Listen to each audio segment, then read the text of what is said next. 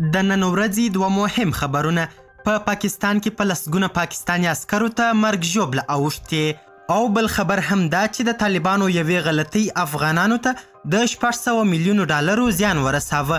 دا چې بشپړ حال څه دی ویډیو تر پایه تعقیب کړئ، په هر څه به پوه سئ. سلامونه قدرمنو لیدونکو، زموږ مشال پریس یوټیوب چینل ته ښه راغلاست. په پښتونخوا کې تازه بریدونه 25 پاکستاني عسکرو ته مرګ ژوبله اوښتې.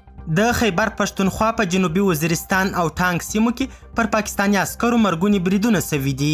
پاکستاني چارواکو ویلي چې په دې بریدونو کې د یو افسر په ګډون 15 پاکستاني پوځیان وژل سوي او 20 نور ټپیان سوي دي. د چارواکو په خبره لومړی پیښه د جنوبي وزیرستان د مکین په مندیج سیمه کې سوې ده چې په پایله کې 2 پوځیان وژل سوي او 15 نور ټپیان دي.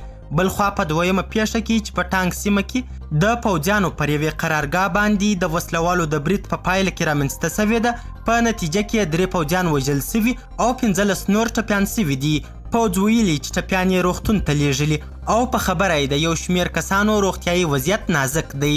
د دواړو بریدونو پړه تحریک طالبان پاکستان پر غاړه اخیستې ده. او بل خبر هم دا چې د طالبانو یوې پریکړې افغانستان ته د 600 میلیونو ډالرو زیان ورساوه.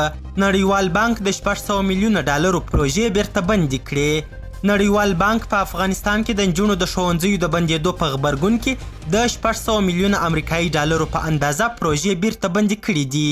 رویټرز خبري اژانس په یو راپور کې ویلي دي چې نړیوال بانک څه موده وړاندې د دغه پروژو د بیا پیلولو په اړه تصمیم نیولی و، خو مخکې تر دې چې دغه پروژې د ملګرو ملتونو لخوا تطبیق سي، د طالبانو لخوا د نجونو د ښوونځیو د بندولو په غبرګون کې یې بیرته بندي کړي دي.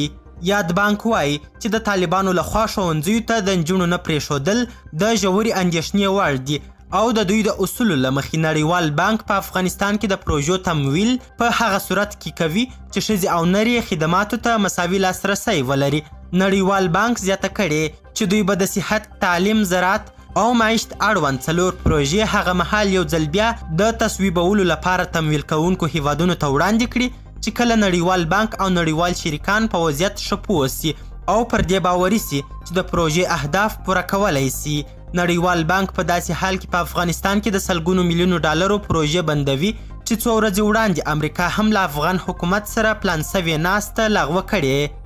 قدرمنو لیدونکو، ډیره زیاته مننه چې ویډیو مو تر اخري شیبو وکتل. د لا زیاتو او په زړه پورې خبرې مطالبو لپاره زموږ همدغه مشال پریس یوټیوب چینل سبسکرایب کړئ. تر بیا او بلې ویډیو ښه وخت او ښې چارې. د الله په امان.